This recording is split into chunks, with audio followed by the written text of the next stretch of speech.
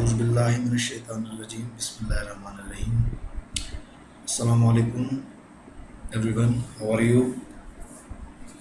आज हम शुरू करेंगे बेटा अपना नया सेशन जिसको हम कहते हैं एसी मशीन। सही है, मैंने आपको बताया था कि हमारा कोर्स जो है वो डिवाइडेड है मेनली दो सेशन में, और वो दो सेशन है सबसे पहले हमारा डीसी मशीन, उसके बाद एसी मशीन्स।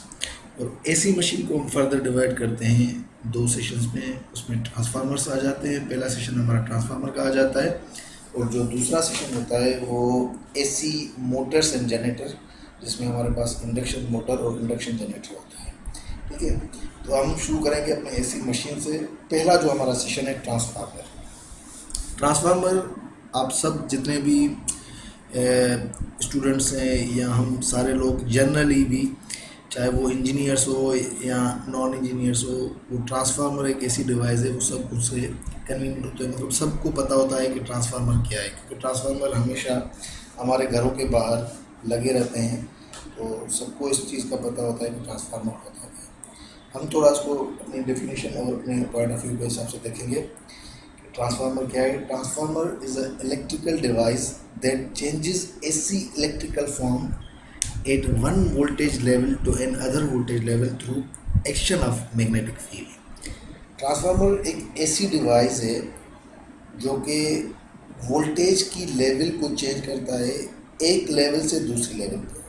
सही है, वो या तो स्टेप अप करेगा या तो स्टेप डाउन करेगा। वोल्टेज को या तो ज़्यादा करेगा, वोल्टेज की लेवल को अप कर देगा, या तो वोल्टेज की लेवल को डाउन कर देगा। अगर वोल्टेज की लेवल को अप कर रहा है तो हम कहेंगे कि ये स्टेप अप ट्रांसफार्मर है। अगर वोल्टेज की लेवल को डाउन कर रहा है तो हम कहेंगे ये स्टेप डाउन ट्रांसफार्मर है। और इसमें जो ट्रांसफार्मेशन होती है वो किस तरीके से होती है कि इसमें हम एनर्जी को उस एक फॉर्म से दूसरे फॉर्म में कन्वर्ट नहीं करते। एनर्जी का फॉर्म वही होता है, मतलब इनपुट पे हमारे पास इलेक्ट्रिकल फॉर्म मिलता है और आउटपुट पे भी हमारे पास इलेक्ट्रिकल फॉर्म मिलता है। जैसे कि यहाँ पे मैंने दिखाया हुआ है, ये जो पिक्चर मैंने दिखाई हुई है कि लेट से एक ब्लैक बॉक्स है, ट्रांसफार्मर एक ब्लैक बॉक्स है जिसके इनपुट पे मैंने इलेक्ट्रिकल एनर्जी दी है और उसके आउटपुट पे भी मुझे इलेक्ट्रिकल एनर्जी ही मिल रही है।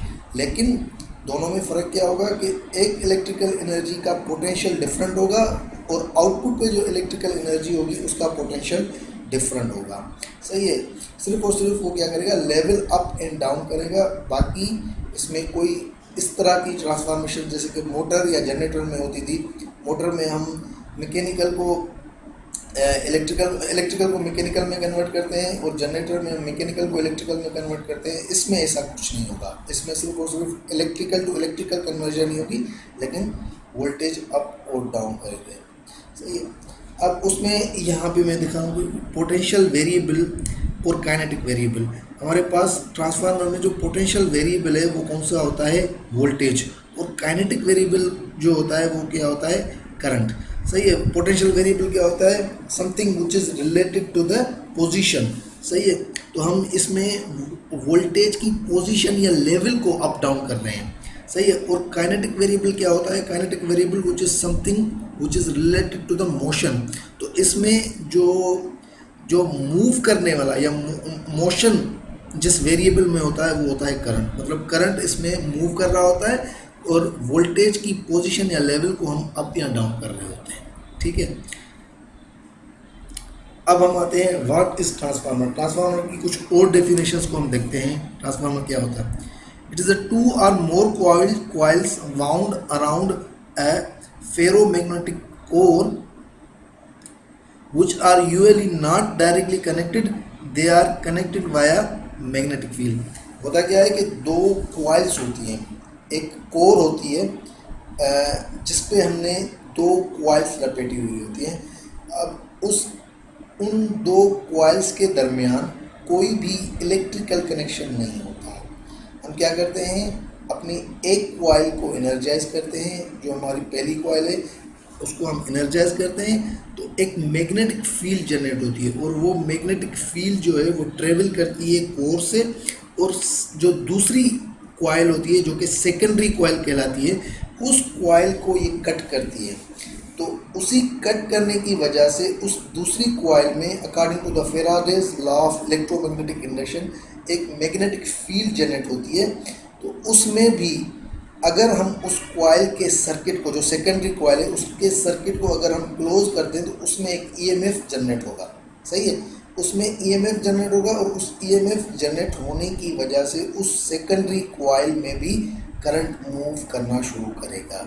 सही है, तो इसका मतलब यह होगा कि जो प्राइमरी कॉइल है और जो सेकेंडरी कॉइल है इन दोनों कॉइल्स में कोई भी डायरेक्टली इलेक्ट्रिकल कनेक्शन नहीं है। मतलब डायरेक्टली वो कहीं पे भी प्राइमरी कॉइल सेकेंडरी कॉइल के साथ टच नहीं हो रही है। इसमें फिनोमेना जो होता है वो ये होता है कि ये क्या करते हैं कि ये मैग्नेटिक फील्ड के थ्रू जो है वो हमारे पास एनर्जी को ट्रांसफॉर्म करता है। ये जो हम वोल्टेज की लेवल को अप या डाउन कर रहे होते हैं उसमें कहीं पे भी हम डायरेक्टली कनेक्शन नहीं करते हैं। हम इसमें जो है वो मैग्नेटिक फील्ड को यूज़ करते हैं और उस मैग्नेटिक फील्ड को यूज़ करते हुए हम सेकेंडरी साइड जो है या जो लोड साइड है उसको हम जो है एनर्जाइज कर रहे होते हैं। दूसरा इसकी डेफिनेशन क्या है कि transformer does not change frequency of the system. ये याद रहे कि इसकी ये मेजर डेफिनेशन है कि ये वोल्टेज की लेवल को अप या डाउन तो कर रहा होता है। अब वोल्टेज की लेवल अप होगी तो ऑब्वियसली करंट की लेवल डाउन हो जाएगी। सही है, वो क्यों? क्योंकि हमारे पास हमेशा पावर कंजर्व रहता है। हमें पता है कि पावर बराबर होता है V इंटू आई। तो अगर पावर को हमें कांस्टेंट रखना है तो अगर एक अगर पैरामीटर बढ़ रहा है तो दूसरा पैरामीटर उस हिसाब से कम हो जाएगा ताकि पावर जो है वो कांस्टेंट रहे। अगर इन केस अगर मैं स्टेप अप ट्रांसफार्मर यूज़ कर रहा हूँ तो स्टेप अप ट्रांसफार्मर में वोल्टेज में अप कर रहा हूँ तो जितना मैं वोल्टेज अप करूँगा उतना ही मैग्नीट्यूड ऑफ करंट जो है वो डाउन हो जाएगा ताकि पावर मेरा क्या रहे, कांस्टेंट रहे। सही है, लेकिन इन दो क्वांटिटीज़ की चेंज होने के ये दो क्वांटिटीज़ तो चेंज हो रही होती है लेकिन फ्रीक्वेंसी है वो इसमें हमेशा फिक्स रहती है। आइदर इनपुट साइड और आउटपुट साइड हमेशा हमारे पास फ्रीक्वेंसी जो है वो सेम रहेगी। जो कि हमारे पास जो हमारे कंट्री में जो फ्रीक्वेंसी की जो वैल्यू होती है वो होती है 50 हर्ट्ज़।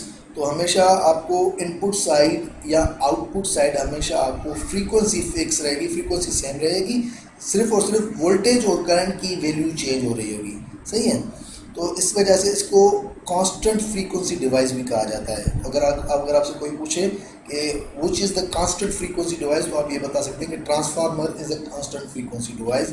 हमेशा इसमें फ्रीक्वेंसी जो होती है वो क्या होती है, फिक्स रहती है। ठीक है, इसके अलावा इसकी तीसरी डेफिनेशन है transformer is singly excited device. ये एक सिंगली एक्साइटेड डिवाइस है, मतलब इसमें जो हम एक्साइटेशन देते हैं वो एक ही तरफ से देते हैं। हमारे पास एक इनपुट पोर्ट होती है, दूसरी आउटपुट पोर्ट होती है, तो सिर्फ और सिर्फ हम इनपुट को एक्साइट करते हैं, आउटपुट को हमें एक्साइट करना नहीं पड़ता। जैसे कि अगर आपको याद हो जब हम डीसी मशीन्स कर रहे थे तो डीसी मशीन्स में हमने एक मशीन पढ़ी थी जो थी सेपरेटली एक्साइटेड डीसी मशीन।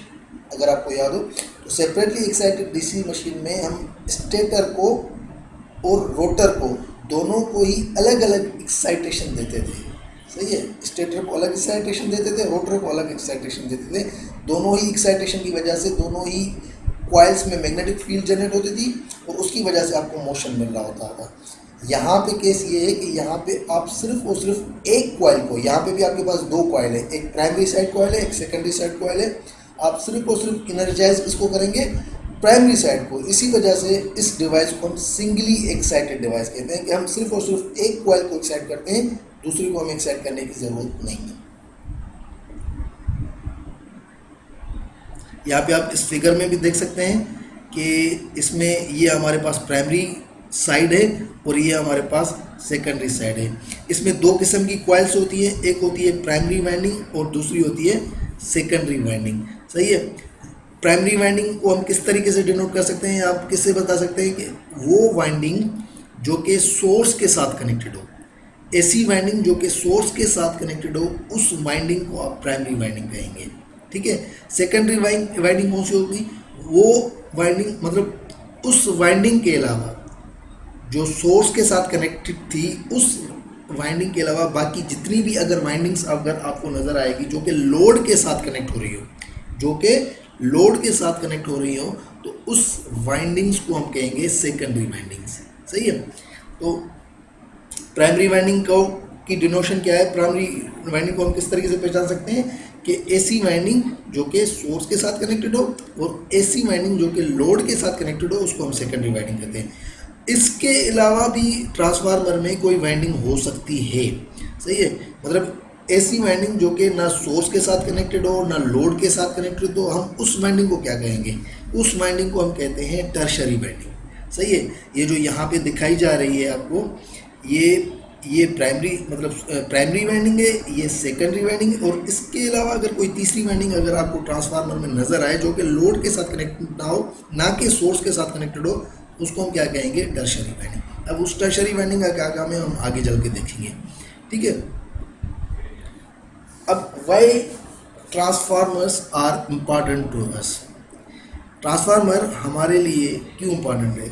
हम जब ट्रांसफार्मर पढ़ते हैं तो हम सबसे पहले तो ये हमारे दिमाग में बात आती है कि ट्रांसफार्मर की ज़रूरत क्या है हमारे पास। एक तो हमने डेफिनेशन पढ़ ली कि हम ये वोल्टेज की लेवल को अप एंड डाउन करता है। सही है। लेकिन ये आइडिया आया कहाँ से? इसकी ज़रूरत क्यों हमें पेश आई?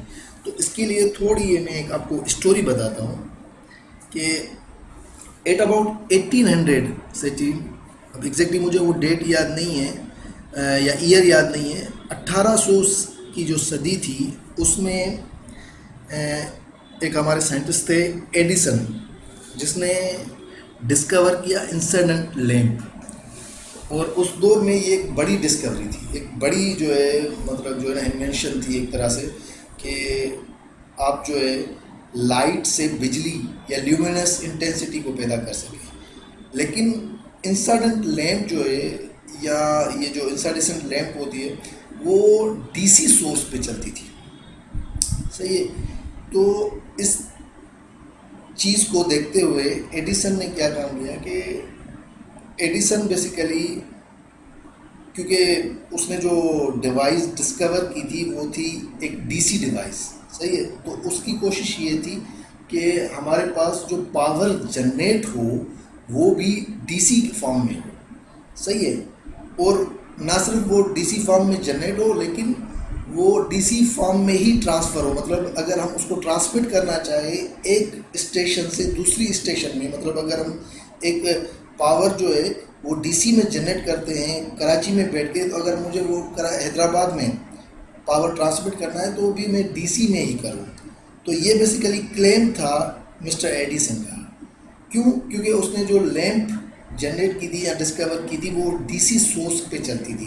तो इसका मकसद ये था कि घरों में मतलब जो है हम डीसी पावर को लेकर आए या डीसी जो है वो सॉकेट्स लेकर आए। जैसे आजकल तो हमारे यहाँ जो आप देख रहे हैं घरों में वो एसी सॉकेट्स लगे होते हैं।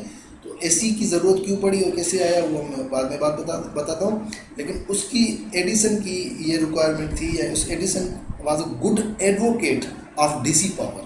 जहाँ पे मैंने स्टेटमेंट लिखी है, Edison was a strong advocate of DC power. वो कह रहा था कि पूरी दुनिया में या पूरी एक किसी भी रीजन में जो है वो डीसी पावर को अगर हम जनरेट करें और ट्रांसमिट करें और घरों में भी हम डीसी पावर के थ्रू ही सप्लाई दें तो ज़्यादा बेहतर है। लेकिन उसकी इस क्लेम का एक नुकसान है, उसको मैं आपको दिखाता हूँ। वो क्या है कि लेट से एक डीसी सर्किट है।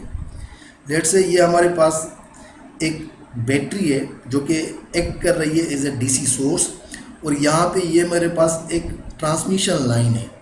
सही है। और ये मेरे पास लोड है। सही है। तो इस पर्टिकुलर सर्किट को अगर मैं केवीएल अप्लाई करूँ तो मुझे पता है कि VL बराबर होगा किसके? VS minus V1।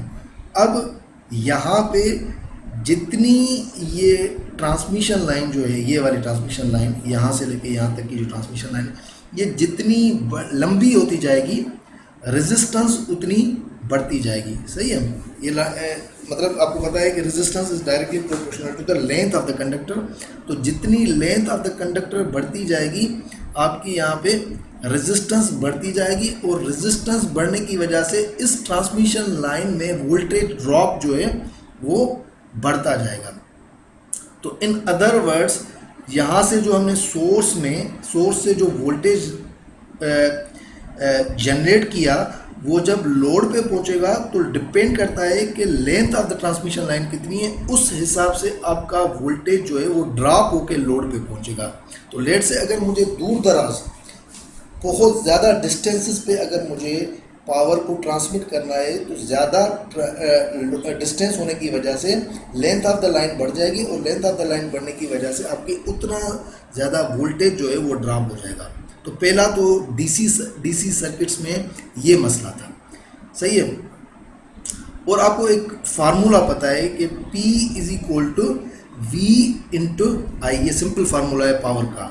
सही है। अब इस केस में जब हमारा डिस्टेंस बढ़ रहा है तो आपका वोल्टेज ड्रॉप हो रहा है। तो वोल्टेज ड्रॉप हो रहा है तो हमें पावर को कांस्टेंट रखना है। हमेशा हमारी कोशिश क्या होती है कि हम पावर को कांस्टेंट रखें। तो जितना वोल्टेज कम होगा उतना ही करंट ज़्यादा बढ़ेगा ताकि पावर कांस्टेंट रहे। सही है।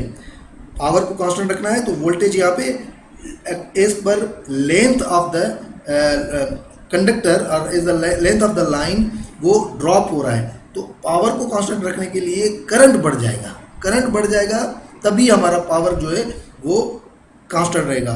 सही है। तो अब एक हमारे पास फार्मूला है PIL is directly proportional to I²। ये जो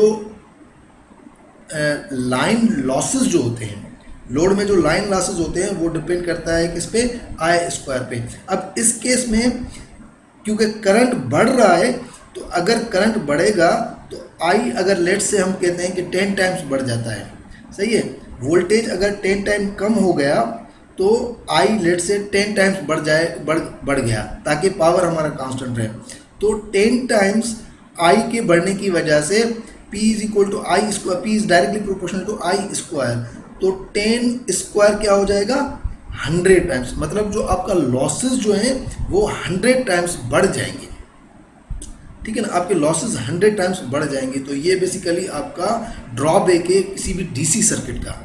अगर आप अपना पावर जो है वो डीसी में जनरेट करते हैं और डीसी में ही ट्रांसमिट करते हैं और डीसी में ही सप्लाई देते हैं, तो ये पहला ड्रॉबैक है कि आपका ओवरऑल लॉसेस बढ़ जाएंगे क्योंकि करंट की वैल्यू बढ़ जाएगी। करंट की वैल्यू बढ़ने की वजह से एक तो लॉसेस बढ़ जाएगी, और दूसरी बात आपको ये भी पता है कि आपकी जो कंडक्टर की थिकनेस है वो भी इस चीज़ पे डिपेंड करती है कि आपकी उस कंडक्टर में करंट कितना घूम रहा है। ये वोल्टेज पे नहीं डिपेंड करती, ये करंट पे डिपेंड करती है। तो इन अदर वर्ड्स अगर दूर दराज इलाकों में अगर आपको पावर ट्रांसमिट करना है तो ज़्यादा करंट होने की वजह से आपको उतना मोटा कंडक्टर, उतना ज़्यादा गेज का कंडक्टर भी यूज़ करना पड़ेगा। तो इन अदर वर्ड्स आपका मटेरियल जो है वो भी आपको ज़्यादा चाहिए होगा। तो ओवरऑल ये सिस्टम क्या हो जाएगा, कॉस्टली सिस्टम हो जाएगा। तो इस वजह से भी आप आय को, मतलब जो करंट की जो वैल्यू है उसको मिनिमम लेवल पर लेकर आना चाहते हैं। और तीसरा इसका ड्रॉबैक क्या है कि place power point at regular intervals. ये एक तीसरा इसका ड्रॉबैक है कि अगर आप डीसी पावर लोड मतलब जो है जनरेट कर रहे हैं तो आपको जो पावर प्लांट्स है वो हर शहर में अलग अलग लगाना पड़ेगा, क्योंकि इसमें डिस्टेंस अगर बढ़ जाएगा, अगर जैसे कि आजकल तो हम कराची में बैठ के हैदराबाद में भी पावर जो है सप्लाई कर सकते हैं। मतलब हम जो है जनरेट कराची में करें लेकिन उसको सप्लाई करने के लिए हम पूरे पाकिस्तान में कहीं पे भी उसको भेज सकते हैं। लेकिन डीसी में ये होगा, क्योंकि डीसी में ये होगा कि अगर डिस्टेंस बढ़ जाएगा तो आपकी लाइन वोल्टेज ड्रॉप हो जाएगा, और वोल्टेज ड्रॉप होने की वजह से आपके ओवरऑल लॉसेस बढ़ जाएंगे। तो ये लाजम है कि आपको हर शहर में अलग अलग या हर रीजन में अलग अलग जो है वो प्लांट लगाना होगा। ठीक है। तो ये उसका ड्रॉबैक था। उसके बाद हमारे पास एक दूसरा साइंटिस्ट था जिसका नाम है टेस्ला। जैसे कि मैंने बताया कि Edison was an advocate for the DC power. Tesla जो है एक विजनरी बंदा था, और उसकी जो सोच थी कि भाई हम ऐसा नहीं करेंगे, कि हम डीसी पावर को पे पावर जनरेट करें और डीसी पावर पे ही हम लोड पावर सप्लाई करें। उसने कहा नहीं, हम एसी पावर पे पावर जनरेट करेंगे और उस एसी पावर को हम फिर स्टेप अप करके और ट्रांसमिट करेंगे, और ट्रांसमिट करके और फिर हम उसको पर्टिकुलर रीजन में पहुंचा के और फिर स्टेप डाउन करेंगे। सही है। तो उसने क्या बताया कि कोई ना कोई ऐसा मैकेनिज्म होना चाहिए कि जिससे हम बजाय कि हम करंट की वैल्यू को बढ़ा दें, मतलब इसी फार्मूले पे आप अगर आ जाएं P = V × I, तो इस पर अगर हम करंट की वैल्यू बढ़ाएं, बेहतर ये है कि हम वोल्टेज की लेवल बढ़ा दें।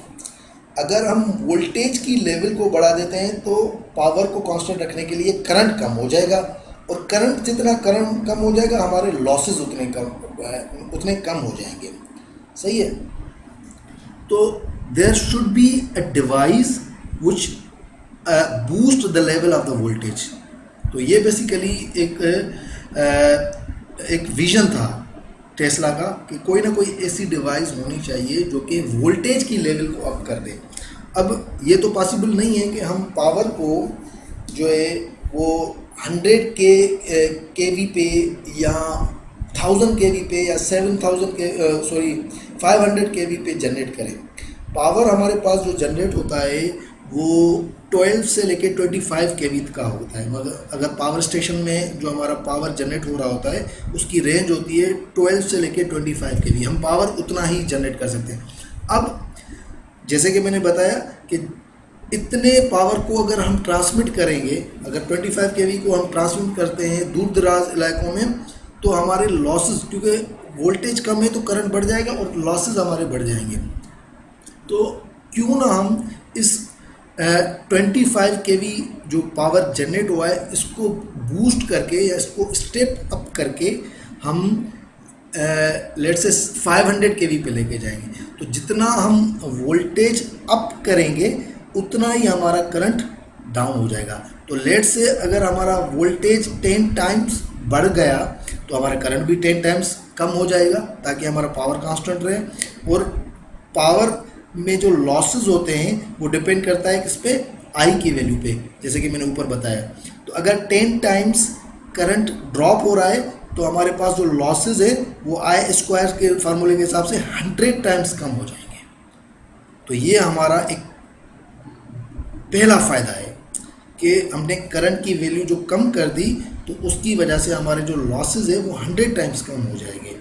तो अब बात है कि हम करंट तो कम कर रहे हैं लेकिन वोल्टेज को अप कैसे करें। तो उसके लिए ये बेसिकली आइडिया आया कि कोई ना कोई ऐसी डिवाइस होनी चाहिए जो कि वोल्टेज की लेवल को अप करे।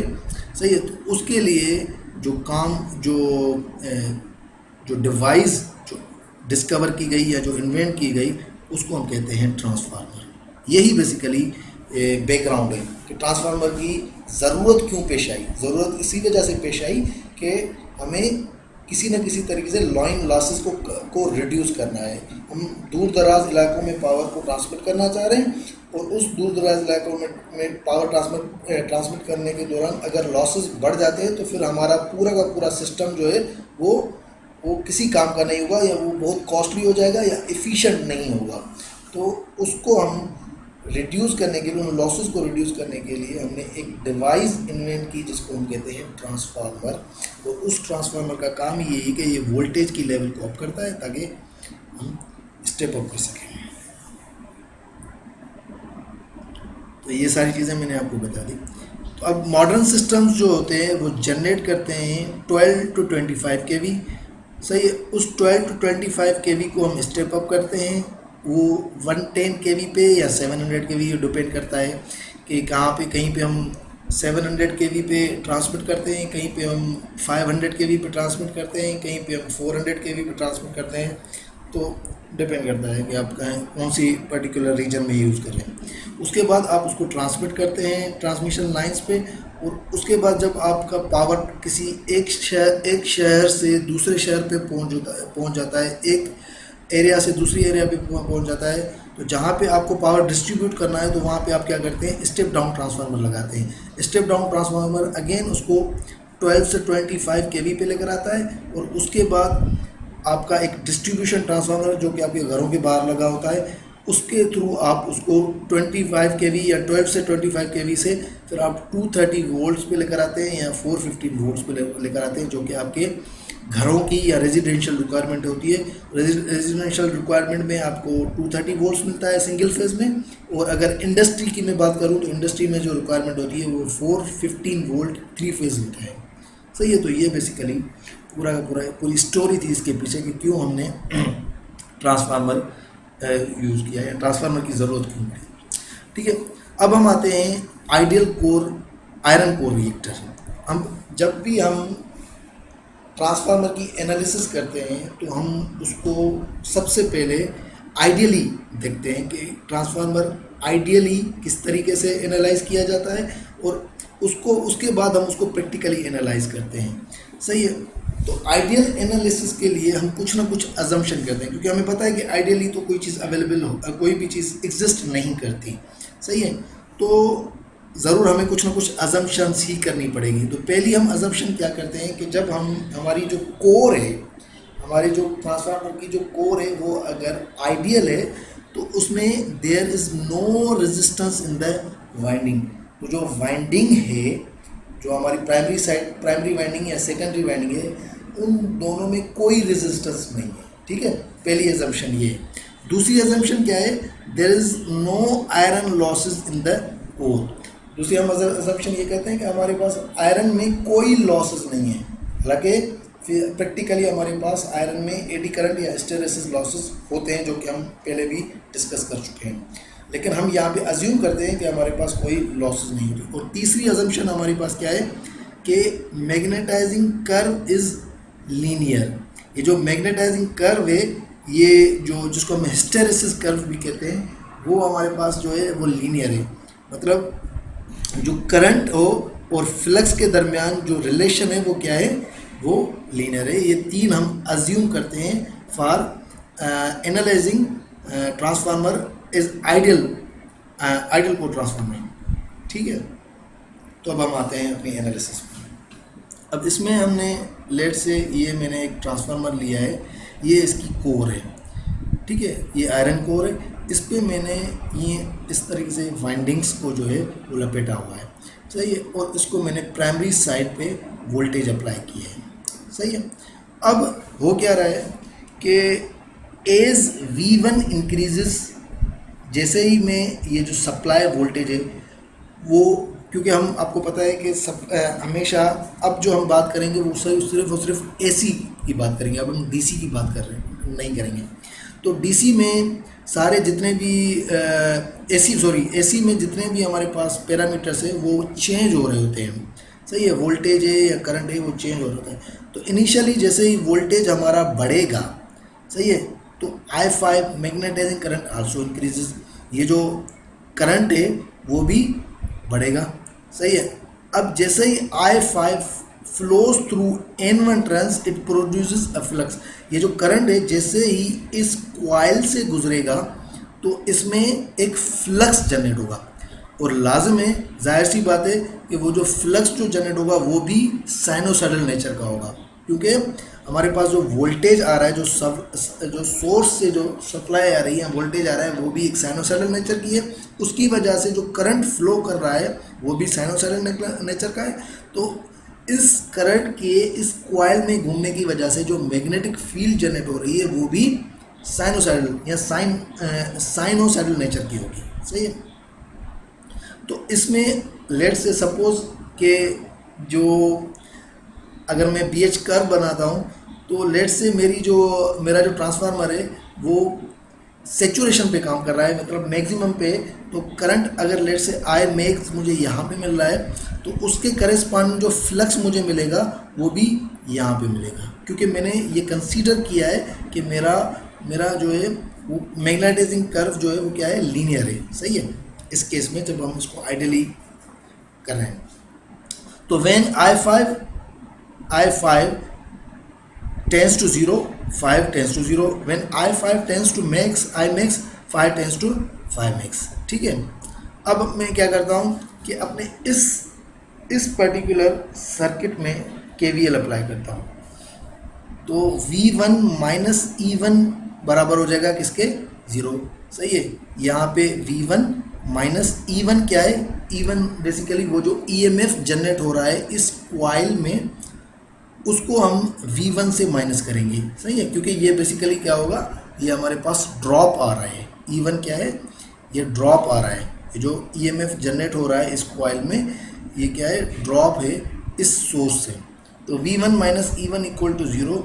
और ये जो E1 होगा, E1 किसके बराबर होगा, E1 होगा ये LdΦ डिवाइड बाई dt। ये आपने पढ़ा होगा कि जब भी कॉइल से करंट घूमता है तो उसमें जो EMF जनरेट होता है तो वो किसके बराबर होता है, EMF बराबर होता है Ldφ ओवर dt से। तो यहीं से मैंने ये इक्वेशन ली है। तो V1 minus Ldφ divided by dt equal to 0 होता है। E1 किसके बराबर है, Ldφ ओवर dt। तो यही मैंने वैल्यू जो है इस इक्वेशन में पुट कर दी है। अब अगर मैं इस इक्वेशन को इस तरफ लेके जाऊं तो V1 बराबर हो जाएगा किसके, E1 equal to EAB is equal to Ldφ divide by dt। सही है, which is equal to EAB। EAB क्या है, मतलब यहाँ पे A और B के अक्रॉस जो मुझे EMF मिल रहा है उसको मैं EAB कह रहा हूँ। तो ये तीनों ही क्वांटिटीज़ जो है V1 is equal to E1 is equal to EAB बराबर हो जाएगा किसके, Ldφ over dt। Is V1 is sinusoidal, I5 is also sinusoidal, phi is also sinusoidal. जैसे कि मैंने बताया कि वोल्टेज जो है वो साइनोसाइडल है तो जो करंट है वो भी साइनोसाइडल जाएगा और जो फ्लक्स जनरेट होगा वो भी साइनोसाइडल जनरेट होगा। तो I5 किसके बराबर हो जाएगा, √2 I5 sign of omega t। सही है, ये जो I5 है मतलब ये जो करंट है ये I5 जो है ये किसके बराबर है। अब इसको हम एनालाइज कर रहे हैं तो हम थोड़ी मैथमेटिक्स में जाएंगे, तो मैथमेटिक्स में आपको थोड़ा ध्यान देना पड़ेगा। तो I5 किसके बराबर हो जाएगा, √2 of I5 sine omega t। ये जो लार्ज I5 है या कैपिटल I5 है ये किसको डिनोट कर रहा है कि maximum value, sorry RMS value. और ये जो I5 जो स्मॉल I5 है ये किसको रिप्रेजेंट कर रहा है, ये कर रहा है जो मैक्स वैल्यू होती है उसको। सही है, तो I5 is a RMS value of the magnetising current. सही है, तो V1 किसके बराबर हो जाएगा, E1 is equal to EAB Ldφ over dt। तो Ld ओवर dt और I5 की जगह पे मैं क्या रख रहा हूँ, ये वाली ऊपर की जो इक्वेशन है। तो ये क्या हो जाएगा, √2 I5 sign of omega t। इसका जब मैं डेरिवेटिव लूँगा तो क्या होगा, √2 I5 कॉमन है, ये बाहर निकला गया, बाकी साइन ऑफ ओमेगा t का डेरिवेटिव क्या होगा, cos of omega t into omega. सही है, अब इस इक्वेशन को मैंने थोड़ा रीअरेंज किया तो ये क्या हो जाएगा, √2 I5 omega L cause of omega t। सिर्फ इस इक्वेशन में मैंने क्या किया है, ऊपर वाली इक्वेशन को रीअरेंज किया है। तो V1 is equal to E1 is equal to EAB किसके बराबर हो जाएगा, √2 I5 omega n cos omega t। और उसको अगर मैं विथ रेस्पेक्ट टू साइन के हिसाब से लिखना चाहूँ अगर इसी इक्वेशन को, तो मैं क्या करूँगा, sine of omega t plus pi divide by 2। सही है, ठीक है, ये सिंपल ट्रिग्नोमेट्रिक फंक्शन है, आपको पता होना चाहिए कि अगर काज को साइन में कन्वर्ट करना हो या साइन को कॉज में कन्वर्ट करना हो तो कैसे करते हैं। तो काज ऑफ ओमेगा टी को अगर मैं साइन फंक्शन में लिखना चाहूँ तो क्या हो जाएगा, sine of omega T plus 90 degree ahead या प्लस पाई डिवाइड बाई 2। सही है, अब इसमें से इस ऊपर वाली इक्वेशन में से E1 मैक्स बराबर है किसके, √2 I5 ओमेगा L। सही है, अगर मैं इसमें ये कंसीडर करूं कि काज ऑफ ओमेगा टी जो है वो क्या है, 1 है। अगर काज ऑफ ओमेगा टी 1 है तो ये क्या हो जाएगा, √2 I5 ओमेगा L। सही है, तो वो वाली जो वैल्यू होगी वो मेरी क्या होगी, E1 मैक्स। सही है, अब मुझे क्या करना है, मुझे बनाना है फेजर डायग्राम। तो फेजर डायग्राम बनाने के लिए लाजमी है तो जो भी क्वांटिटीज़ है उसको मैं RMS में कन्वर्ट करूँ। तो RMS में कन्वर्ट करने के लिए मैं क्या करता हूँ, E1 RMS क्या हो जाएगा, ये जो E1 मैक्स है उसको मैं डिवाइड कर दूंगा √2 से, तो उसकी RMS वैल्यू मिल जाएगी मुझे। सही है, तो ये लेट से मैक्सिमम वैल्यू है, उसको डिवाइड बाय √2, तो √2 से कट जाएगा, बाकी इवन RMS किसके बराबर हो जाएगा, I5 ओमेगा एल। ठीक है, अब हम अपने फाइनल उसमें आ जाते हैं कि अगर फेजर डायग्राम बनाना है तो किस तरीके से, क्योंकि हम जब भी एनालाइज करते हैं किसी भी मशीन को तो हम उसके फेजर डायग्राम के थ्रू करते हैं उसको। सही है, तो अब जैसे कि हमने बताया कि I5 क्या है, √2 I5 sign of omega D, और V1 is equal to EAB is equal to E1 next sine of omega D plus pi divide by 2। ये दोनों ही इक्वेशंस हमने ऊपर लिखी, और इन दोनों इक्वेशंस को जब मैं कंपेयर कर रहा हूँ तो मुझे पता चल रहा है कि जो I5 है वो lags voltage appearing across the coil E by 90 degree. ये जो I5 है वो लेग कर रही है E1 से। ये E1 आप देख सकते हैं कि E1 क्या है, प्लस पाई डिवाइड बाय 2, मतलब ये 90 डिग्री लीड कर रहा है, और ये वाली क्वांटिटी जो है वो 90 डिग्री लेग कर रही है। तो इसी वजह से मैंने जो फेजर डायग्राम बनाया है वो I5 को मैंने यूँ इस तरीके से नीचे दिखाया है। सही है, ये I5 नीचे दिखाया है और बिल्कुल एग्जैक्टली 90 डिग्री पे E1 है। सही है, तो E1 बराबर है V1 EAB is equal to omega L I5, जो कि अभी हमने बताया, यहाँ पे अभी हमने देखा ओमेगा एल I5, और I5 जो है वो क्या है, lagging at the angle of 90 degree. So the magnetising current lags E1 by the 90 degree. तो इसमें सिर्फ आपको ये चीज़ याद रखने की है यहाँ तक कि जब हम ट्रांसफार्मर को आइडियली एनालाइज कर रहे हैं तो उस टाइम पे आपकी करंट का और आपकी EMF का रिलेशन क्या है। तो EMF में यहाँ पे हमें पता चल रहा है कि मेरा जो I5 है, मतलब जो करंट है वो लेग करेगा हमेशा E1 को by the angle of 90 degree, मतलब जो EMF जनरेट हो रहा है कॉइल में वो लीड कर रहा है I5 को। सही है, सही है। तो आज अभी तक हम इसको यहाँ पे रोकते हैं क्योंकि ये लेक्चर बड़ा हो जाएगा। इंशाल्लाह नेक्स्ट लेक्चर में हम यहीं से कंटिन्यू करेंगे। ठीक है बेटा, थैंक यू।